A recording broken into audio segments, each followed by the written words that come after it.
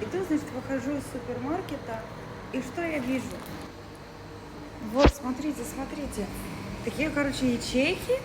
Ты сюда закладываешь денежки, и вот так вот сразу берешь. Хочешь мишку, хочешь цветы. Смотрите, какой красивый букетик. 450 гривен. А вот какой, господи, 650. Посмотрите, какой он красивый. Просто, это же цветок жизни, вы видите?